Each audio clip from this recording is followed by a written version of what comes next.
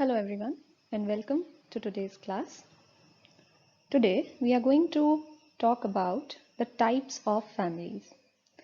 पिछली क्लास में हमने परिवार की डेफिनेशन, उसकी इम्पोर्टेंस, उसके फंक्शंस के बारे में जाना था।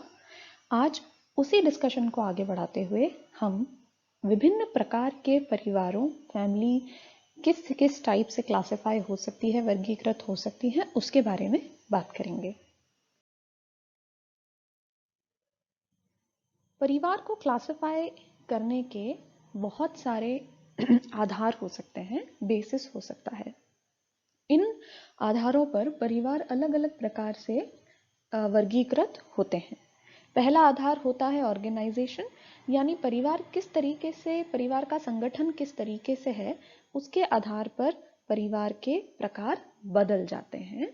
परिवार में कितने लोग हैं, किस आधार पर उस परिवार में लोगों का समूह बनाया गया है, उस आधार पर भी वर्गीकरण होता है। देन रक्त संबंध, परिवार की बनावट रक्त संबंधों पर आधारित है, तो किस प्रकार से, क्या केवल पति पत्नी और बच्चों के संबंध को तरहीज दी जाती है या फिर उसके परे जाकर भी बाकी ब्लड रिलेशंस को भी परिवार में जगह मिलती है, उस आधार पर भी परिवार का वर्गीकरण किया जा सकता है। Then the third type is in group और out group affiliation, यानी परिवार जिस समाज में, जिस समूह में रह रहा है, उसी समूह के अंदर रहकर वो अपने परिवार को की बढ़ोतरी करता है या फिर नए रिश्ते वो समूह के बाहर जाकर गढ़ता है।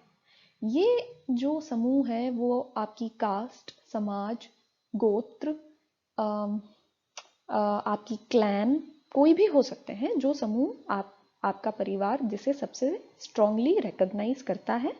नए रिश्ते, जो नई शादियां, नए रिश्ते जो गढ़ने हैं, वो अगर एक ग्रुप में ही बनते हैं तो परिवार का प्रकार दूसरा होता है, और अगर ग्रुप के बाहर जाकर नए रिश्तों का गठन किया जाता है तो परिवार का प्रकार बदल जाता है। Then we have based on forms, मतलब परिवार का रूप कैसा है, किस प्रकार से परिवार में जो है सदस्यों की एंट्री होती है या सदस्य वापस परिवार से बाहर होते हैं, उसके आधार पर भी फैमिली जो है वो अलग अलग प्रकार या अलग अलग आकार जो है वो ले लेती है। इसके अलावा आता है अथॉरिटी, यानी आपके परिवार में किस जेंडर की अथॉरिटी है, किसका अधिकार ज़्यादा है, मेल्स का ज़्यादा है या फीमेल्स का ज़्यादा है, उसके आधार पर भी परिवार के प्रकार बदल जाते हैं। रेजिडेंस, यानी आपका परिवार किसके रेजिडेंस को फॉलो करता है, पिता और पिता की प्रॉपर्टी को आगे बढ़ाता है या माता और माता की प्रॉपर्टी को आगे बढ़ाता है, उसके आधार पर भी परिवारों के प्रकार बदल जाते हैं। And then we have descent, यानी वंश या प्रॉपर्टी का आदान प्रदान या प्रॉपर्टी की हायरार्की, हेरिडिटी किस तरीके से चलती है, किसका वंश आगे बढ़ता है, माँ का वंश आगे बढ़ता है या पिता का वंश को तरहीज दी जाती है, उसके आधार पर भी परिवार के प्रकार बदल जाते हैं। अब हम एक एक करके अलग अलग आधारों पर परिवार के प्रकार के बारे में जानेंगे। सो बेस्ड ऑन ऑर्गेनाइजेशन, यानी संगठन के आधार पर अगर हमें परिवार के प्रकार देखने हो तो दो प्रकार हम देख पाते हैं। The first one is the nuclear family. Nuclear family यानी एकाकी परिवार, छोटे परिवार, they are small in size. इसमें आमतौर पर पिता, माता और उनके बच्चे ही आते हैं। इसके ऊपर आमतौर पर ग्रैंड पेरेंट्स का समावेश इस परिवार में नहीं होता। ये एकाकीपन या इंडिविजुअलिटी पर निर्भर होता है। इसमें माता पिता या एक पीढ़ी का दूसरी पीढ़ी के ऊपर इंटरडिपेंडेंस, निर्भरता कम होती है। पेरेंट्स का अपने ग्रैंड पेरेंट्स पे या बच्चों का अपने पेरेंट्स पर तो निर्भरता होगी, बट उसके ऊपर की पीढ़ी पर निर्भरता नहीं होगी। आमतौर पर हस्बैंड वाइफ और उनके बच्चों से बना ये परिवार अपने आप में एक यूनिट होता है और स्वायत्त होता है, इट इज ऑटोनॉमस। इनके ऊपर किसी और जनरेशन का कंट्रोल नहीं होता। ये अपने खुद के अफेयर, अपने खुद के कार्यकाल, अपने कामकाज, अपने खुद की समस्याओं से खुद निपटते हैं। और इसमें पति और पत्नी दोनों का आमतौर पर इक्वल पार्टिसिपेशन देखा जाता है। इसमें हस्बैंड वाइफ में इक्वालिटी के चांसेस ज़्यादा होते हैं। दोनों पारिवारिक मैटर्स में अपना अपना योगदान देते हैं। ये परिवार अपने इस रूप में तब तक रहते हैं जब तक माता पिता यानी पति पत्नी के पेरेंट्स में से किसी एक की मृत्यु नहीं हो जाती। जब ऊपर की पीढ़ी में कोई दादा दादी में से कोई एक अगर ना रहे तो फिर ये न्यूक्लियर फैमिली में इससे ऊपर की जनरेशन की भी एंट्री हो जाती है। अब बच्चे अपने माता पिता के साथ साथ अपने दादी या दादा जो भी उसमें से जीवित हैं उनके साथ भी रहना शुरू कर देते हैं। सेकेंड टाइप जो ऑर्गेनाइजेशन के आधार पर हम देखते हैं उसका नाम आता है एक्सटेंडेड फैमिली। एक्सटेंडेड फैमिली यानी न्यूक्लियर परिवार में यदि आप एक पीढ़ी और जोड़ दें, ऊपर की पीढ़ी और जोड़ दें, जैसे कि ग्रैंड पेरेंट्स, तो उस केस में आपकी परिवार हो जाता है एक्सटेंडेड फैमिली। यानी अब 3 पीढ़ियां उस परिवार में एक साथ रह रही हैं, या फिर बहुत सारी न्यूक्लियर फैमिलीज मिलके एक साथ रह रही हैं। इसमें ग्रैंड पेरेंट्स हो सकते हैं और हस्बैंड और वाइफ, या खासकर हस्बैंड के भाई और उसकी फैमिली, यानी बच्चों के लिए चाचा चाची भी उनके साथ रह रहे हैं, दादा दादी भी साथ रह रहे हैं, ताया ताई भी साथ रह रहे हैं। ये पूरा न्यूक्लियर, बहुत सारी अपने आप में न्यूक्लियर फैमिलीज मिलके जब एक साथ रहती हैं तो उसे हम एक्सटेंडेड फैमिलीज कहते हैं। आमतौर पर हिंदू धर्म में हम इस प्रकार की फैमिलीज को देखते हैं। इसमें एक कलेक्शन होता है प्राइमरी फैमिलीज का, न्यूक्लियर फैमिलीज का, और ये जो कलेक्शन है ये आमतौर पर रक्त संबंधों पर आधारित होता है। सारे ब्लड रिलेटिव्स यानी फादर, मदर, उनके बच्चे और उनके बच्चे, यानी ये सब रक्त संबंधी एक साथ एक सिंगल हाउस होल्ड में, एक ही कंपाउंड में या एक ही घर में रहते हैं। समय समय पर इन मेंबर्स का बाहर, परिवार से बाहर होना या अंदर होना ये लगा रहता है, बट अपने आप में ये समूह कंटिन्यू करता है। आमतौर पर ये समूह पेट्रियार्कल सिस्टम पे काम करता है। इसके बारे में हम आगे भी थोड़ा समझेंगे, यानी पितृसत्तात्मक होता है। इसमें जो अथॉरिटी होती है वो मेल मेंबर के पास ज्यादा होती है as compared to female members. सारी जो डिसीजन मेकिंग पावर है वो हर न्यूक्लियर फैमिली की अपनी नहीं होती। सारे डिसीजंस एक साथ लिए जाते हैं, प्रॉपर्टी भी एक साथ रखी जाती है, उसका बंटवारा काफी लेटर स्टेज पर होता है। सारी जो इनकम है वो इनकम भी एक साथ रखी जाती है, और हेड जो है, परिवार का जो मुखिया है, वो ज्यादातर सारे डिसीजंस को और इनकम को मैनेज करने का जिम्मा रखता है। तो संगठन के आधार पर इस तरीके से हम परिवार को बांट सकते हैं, न्यूक्लियर फैमिली में बांट सकते हैं और एक्सटेंडेड फैमिली में बांट सकते हैं। Then we come to the second basis of classification, यानी रक्त संबंधों के आधार पर हम परिवार का यदि वर्गीकरण करें तो 2 प्रकार के परिवार निकल कर आते हैं। पहला है कॉन्सैंग्विनियस फैमिली और दूसरा है कॉन्जुगल फैमिली।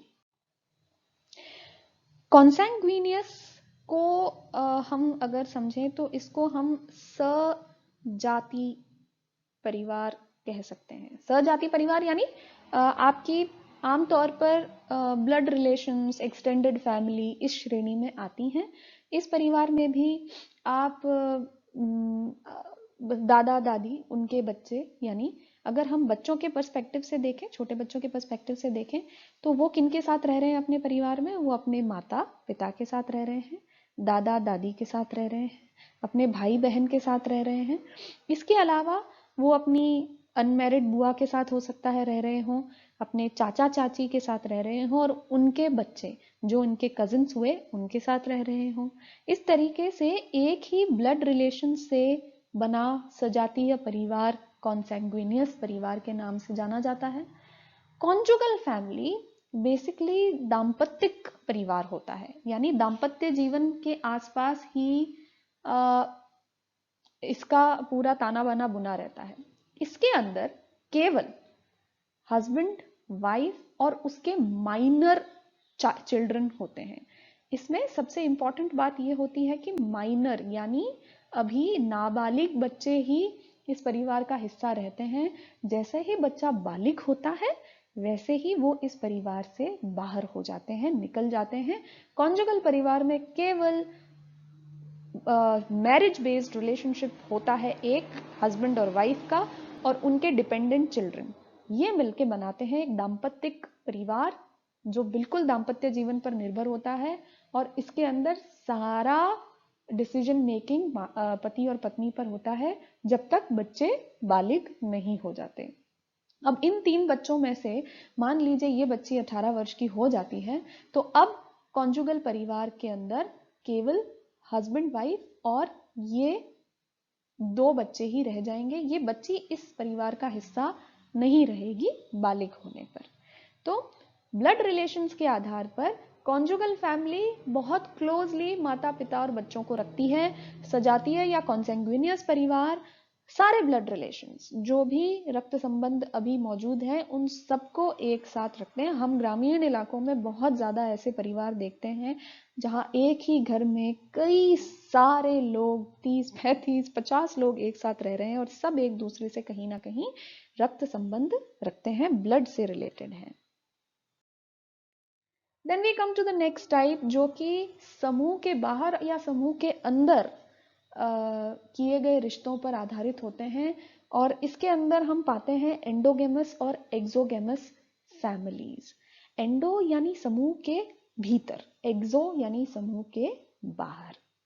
एंडोगेमस परिवार की यदि बात करें तो ये बेसिकली मैरिज बेस्ड परिवार होते हैं। मतलब इन परिवारों का वर्गीकरण शादीशुदा रिश्तों पर निर्भर करता है। ये शादी समूह के बाहर हुई है या समूह के अंदर ही हो चुकी है। ये समूह जो है ये आपका खुद का आपका क्लैन हो सकता है, ग्रुप, कास्ट, गोत्र। कई लोग बहुत ही अलग अलग लेवल्स पर अपने समूह को डिफाइन करते हैं और उस समूह को बहुत प्राथमिकता देते हैं, बहुत इंपॉर्टेंस देते हैं। एंडोगेमस में एक व्यक्ति अपनी शादी जो है अपनी कास्ट या अपने गोत्र के अंदर ही करता है। इसमें ग्रुप होमोजेनिटी बनी रहती है। ग्रुप होमोजेनिटी का मतलब ये हुआ कि आपके इसमें मान्यता ये होती है कि आपके रक्त की शुद्धता में किसी भी किस्म की मिलावट नहीं आती। आपके जीन्स जो अनुवांशिक गुण हैं उनमें किसी किस्म की मिलावट नहीं आती।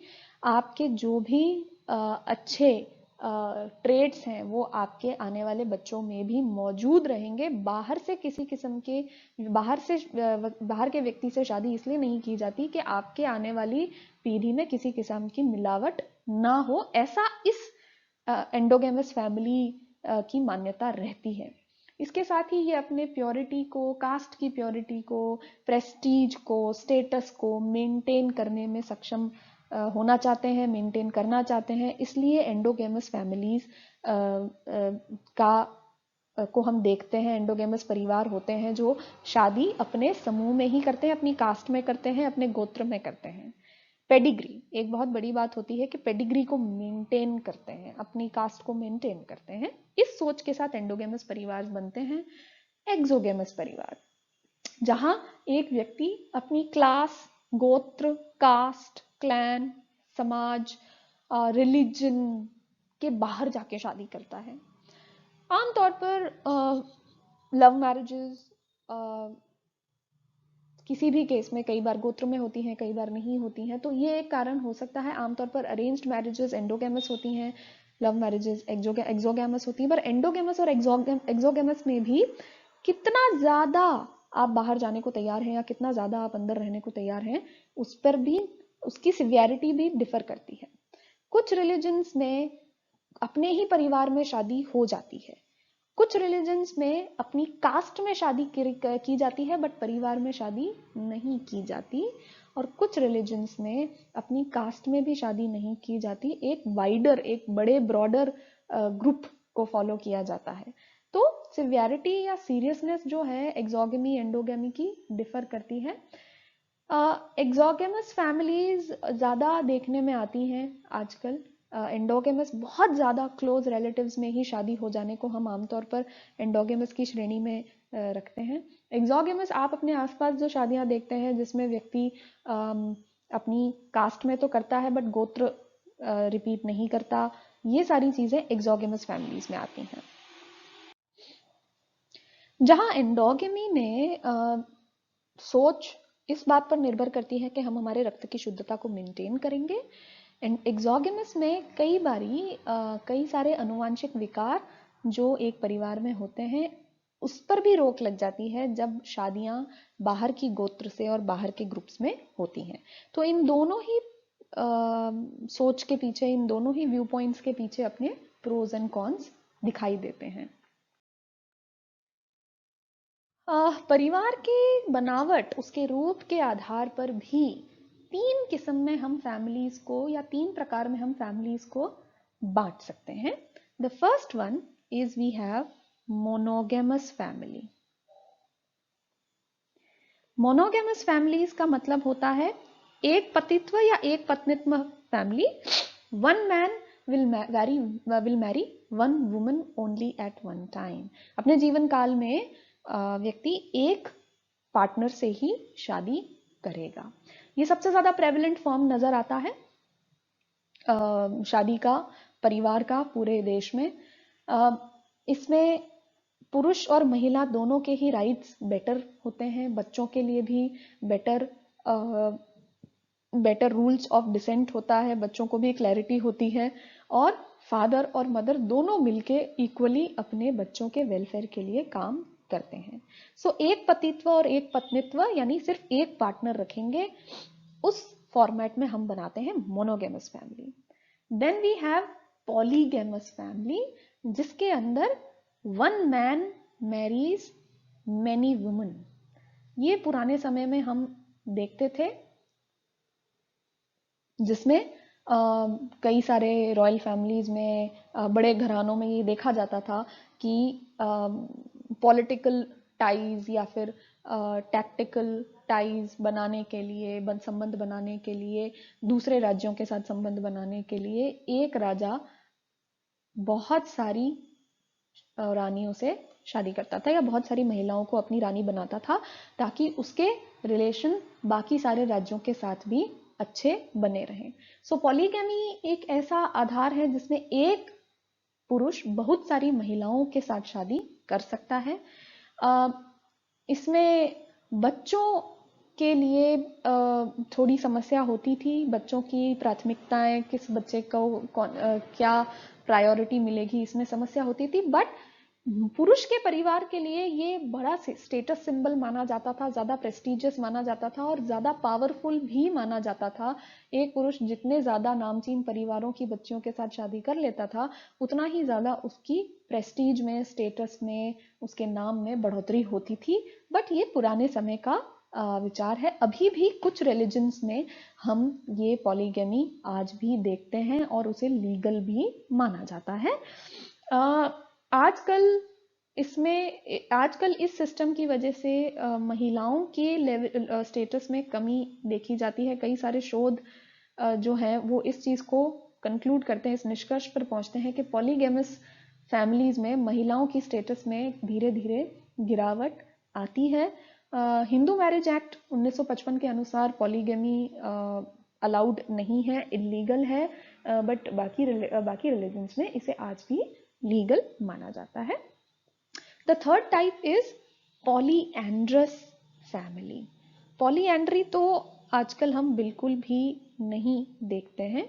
पॉलीएंड्रस फैमिली पॉलीगैमी के बिल्कुल अपोजिट है, जिसमें एक महिला, द्रौपदी का अगर आपने कहानी पढ़ी हो, एक महिला बहुत सारे पुरुषों से शादी करती है। इसमें दो किस्म की पॉलीएंड्री आती है, फ्रेटर्नल पॉलीएंड्री। फ्रेटर्नल पॉलीएंड्री का अर्थ हुआ जिसमें जो पुरुष हैं वो एक दूसरे से रिलेटेड होते हैं। फ्रेटर्नल पॉलीएंड्री जो हमने द्रौपदी की कहानी पढ़ी, जिसके अंदर बाकी पांचों भाई थे, एक दूसरे से रिलेटेड थे। और दूसरी होती है नॉन फ्रेटर्नल पॉलीएंड्री, जिसके अंदर जो हस्बैंड्स होते हैं वो एक दूसरे से रिलेटेड नहीं होते हैं। एक वाइफ बहुत सारे हस्बैंड्स रखती है इन पॉलीएंड्रस फैमिली, और अगर हस्बैंड्स एक दूसरे से रिलेटेड हैं, अगर भाई हैं, चचेरे ममेरे जो भी भाई हैं, तो फ्रेटर्नल पॉलीएंड्री कहलाती है। और अगर हस्बैंड्स एक दूसरे से रिलेटेड नहीं है तो नॉन फ्रेटर्नल पॉलीएंड्री कहलाती है। उसके बाद आता है अथॉरिटी, यानी अधिकार के आधार पर परिवार कितने रूप ले सकता है, कितने प्रकार में हो सकता है। Then we come to the first type जिसको हम कहते हैं पेट्रियार्कल फैमिली, यानी पितृसत्तात्मक परिवार।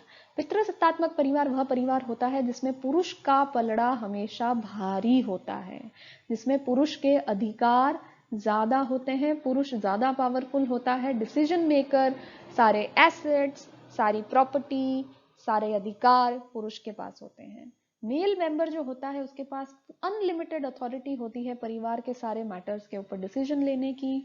वो ही परिवार का कर्ता धर्ता, एडमिनिस्ट्रेटर, लॉर्ड, ओनर सब कुछ होता है। पत्नी की जो पोजीशन है वो सबॉर्डिनेट होती है। सबॉर्डिनेट का अर्थ ये हुआ कि कहीं ना कहीं पति के कंपैरिजन में पत्नी की जो पोजीशन है वो थोड़ी कमतर होती है, उसका पलड़ा हल्का होता है। इंडिविजुअल मेंबर्स का अपना कोई राइट नहीं होता। पेट्रियार्कल फैमिलीज में हमेशा जो डिसीजन है वो परिवार का मुखिया, जो कि हमेशा एक पुरुष ही होगा, वो ही परिवार का मुखिया होगा और वो ही सारे डिसीजंस लेगा। बाकी परिवार के इंडिविजुअल्स का इतना ज्यादा राइट नहीं होता, परिवार के मेंबर्स की इतने ज्यादा पावर नहीं होती। रिलीजियस एक्टिविटीज, जितने भी रीत रिवाज, रिचुअल्स हैं, वो भी करने के लिए हमेशा मेल मेंबर ही आगे रहता है। वो अथॉरिटी भी रखता है, वो प्रोटेक्टर भी होता है परिवार का, और परिवार का नाम भी उस मेल मेंबर के हिसाब से चलता है। उसी के नाम से परिवार आगे बढ़ता है और अगले मेल मेंबर को जो है वो अधिकार मिल जाता है, जो कि आमतौर पर बेटा होता है। फिर अगले उसके पोते को जो है नाम दिया जाता है और उसी नाम से परिवार आगे बढ़ता है। पेट्रियार्कल फैमिलीज में हम आमतौर पर रहते हैं, हमारे आसपास सारे परिवार आपको पितृसत्तात्मक ही मिलेंगे। मेट्रियार्कल फैमिली यानी मातृसत्तात्मक परिवार, ये वो परिवार होते हैं जिसमें महिलाओं का पलड़ा भारी होता है, वो ज्यादा पावर रखती हैं, सारे डिसीजंस उनके हिस्से आते हैं, और मेल्स की पोजीशन थोड़ी कमतर होती है। इसमें सारी प्रॉपर्टी की ओनर एक महिला होती है। माँ से बेटी को नाम जाता है, माँ से बेटी को सारी प्रॉपर्टी जाती है और बेटी से नातिन को प्रॉपर्टी जाती है।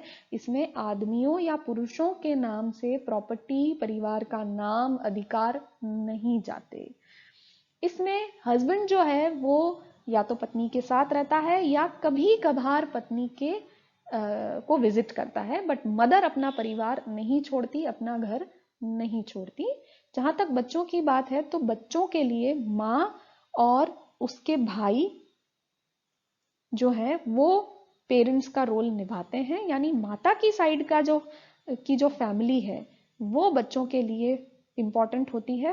फादर की फैमिली बिल्कुल उलट, फादर की फैमिली को वो कभी कभार मिल पाते हैं, उनका कोई खास असर बच्चों की जिंदगी में नहीं होता। यहाँ पति पत्नी के बीच के रिलेशंस इतने स्ट्रॉन्ग नहीं होते। There is little or no companionship between husband and wife, या फिर फादर और चिल्ड्रन, बच्चों के बीच में, मतलब पति पत्नी के बीच में भी इतना अच्छा रिलेशनशिप या इतना गुड रिलेशनशिप जैसा कि पेट्रियार्कल फैमिली में देखा जाता है उतना नहीं होता, और बच्चों और पिता के बीच में भी इतना ज्यादा रिलेशनशिप स्ट्रॉन्ग नहीं देखा जाता। प्रॉपर्टी का ट्रांसफर मदर से उसकी बेटी और उसके बाद उसकी बेटी को होता है। तो अधिकार के आधार पर पितृसत्तात्मक और मातृसत्तात्मक परिवार के दो आकार लेते हैं। देन वी हैव रेजिडेंस के आधार पर, यानी ये भी पितृसत्तात्मक और मातृसत्तात्मक की तरह ही कार्य करते हैं। इसमें प्रकार आते हैं पैट्रीलोकल यानी पति स्थानिक, और मेट्रीलोकल यानी पत्नी स्थानिक। इस अगर हम फिगर को देखें तो जो स्क्वायर है वो मेल या पुरुषों को दर्शाते हैं, और जो सर्कल्स हैं वो महिलाओं को दर्शाते हैं। यहां पर पेट्रीलोकल यानी पति स्थानिक परिवारों में पति का घर सबसे बड़ा रोल प्ले करता है। महिला आकर पति के घर में रहती है, फिर उनका बच्चा उसी घर में पलकर, उसकी शादी भी जिस महिला से होती है वो भी उसी घर में आती है, और फिर यही परिवार, ऐसे ही घर पति के हिसाब से, यानी पति का स्थान ही हमेशा मुख्य धारा में रहेगा। पत्नियां जो हैं वो अलग अलग जगहों से आकर पति के घर को ज्वाइन करेगी, जैसा कि आप अपनी माँ या खुद के जीवन में, अपनी दादी नानी के जीवन में देखते हैं। पत्नी स्थानिक परिवार वो होते हैं जिसके अंदर पत्नी अपने घर में रहती है और पति अपना घर छोड़कर पत्नी के घर में आकर रहता है। जब उसको बेटी होती है तो वही बेटी अपने ही घर में रहती है और उसका पति भी बाहर से आकर उसके साथ रहता है। अगर माता को बेटा होता है तो वो बेटा जाकर दूसरे महिला के साथ उसके घर में रहेगा, क्योंकि ये पत्नी स्थानिक परिवार होते हैं। यहां पर मां का घर ही बच्चे का घर रहेगा, वो अपने पिता के घर में नहीं जाएगा। पत्नी शादी करने के लिए अपने पति के घर में नहीं जाती, पति शादी करने के लिए पत्नी के घर में आके रहता है, और पूरी प्रॉपर्टी का जो ट्रिकल डाउन, जो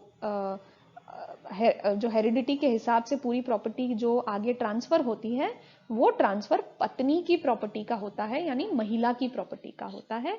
पुरुष अपनी प्रॉपर्टी को छोड़कर महिला के पास आता है। तो ये एकदम ऑपोजिट सिस्टम ऑफ फैमिली है जो कि रेजिडेंस पर आधारित है, मैट्रीलोकल और patrilocal. And then we come to the last type of families, जिसमें हम डिसेंट के आधार पर परिवार को बांटते हैं, यानी वंशवाद कैसे चलेगा उसके आधार पर परिवार को बांटते हैं। ये बिल्कुल समान है हमारे मेट्रीलोकल और पेट्रीलोकल से ही मैच करते हैं, क्योंकि इसके अंदर भी जो अधिकार हैं वो या तो मातृवंशीय होंगे या पितृवंशीय होंगे। यानी इसमें भी या तो पिता अपने वंश को अपने बेटे को देगा, बेटा अपने बेटे को देगा, और फिर वो अपने बेटे को देगा, यानी पुरुष प्रधान है, मेल ओरिएंटेड चलेगा सिस्टम, जिसको हम पितृवंशीय फैमिली कहते हैं। पिता का वंश आगे बढ़ता है, उसके बाद पिता का वंश बेटे के माध्यम से, फिर पोते के माध्यम से, और उसके बेटे के माध्यम से ही आगे बढ़ता है। यदि बेटा नहीं होगा तो वो वंश क्या वहीं पर समापन माना जाता है। मातृवंशीय परिवार में इसका बिल्कुल उलट है। यहां महिलाओं का वंश आगे बढ़ता है, महिलाओं का वंश अपनी बेटी से आगे बढ़ेगा और उसका वंश उसकी बेटी से आगे बढ़ेगा। बेटा वंश को आगे नहीं बढ़ाता है, बेटा जाकर दूसरी महिला से शादी करता है और उस महिला के आधार पर उसी महिला का वंश आगे बढ़ता है। सो अगर बेटी नहीं होगी मातृ वंशीय परिवार में, तो वो वंश भी वहीं समाप्त माना जाएगा। तो वंश के आधार पर हम दो भागों में परिवार को बांट देते हैं। पहला होता है पितृवंशीय परिवार और दूसरा होता है मातृवंशीय परिवार। इसमें पूरी प्रॉपर्टी का जो आदान प्रदान है, मातृवंशीय में वो फीमेल इंचार्ज होती है, टाइटल नाम उसको अपनी माँ का मिलता है, अपनी माँ के परिवार और उसकी प्रॉपर्टी को ही वो इनहेरिट करती है। उसके बच्चों का फ्यूचर भी उसकी मदर का परिवार ही डिसाइड करता है। इसमें महिलाओं का स्टेटस बहुत ज्यादा ऊपर होता है मेल के स्टेटस में, और बच्चों के लिए उसके पिता का स्वरूप उसके एक्चुअल पिता होने की बजाय उसके मामा जो है वो पिता की का रोल ज्यादा निभाते हैं। पैट्रिलिनियल में परिवार का मुखिया मेल होता है, एक पुरुष होता है, उसी के नाम से परिवार आगे बढ़ता है। प्रॉपर्टी भी पुत्र से पोते को जाती है। विमेन का रोल वहां पे थोड़ा कमतर होता है, सबॉर्डिनेट होता है, और बच्चे अपने बायोलॉजिकल फादर द्वारा यानी अपने पिता द्वारा ही पाले जाते हैं। So that is all about today's class. आज हमने परिवार के प्रकारों के बारे में जाना और अलग अलग आधारों पर हम किस तरीके से परिवार के प्रकार देखते हैं उसके बारे में जाना। इस टॉपिक पर नोट्स के लिए please check the description box below. Thank you all very much.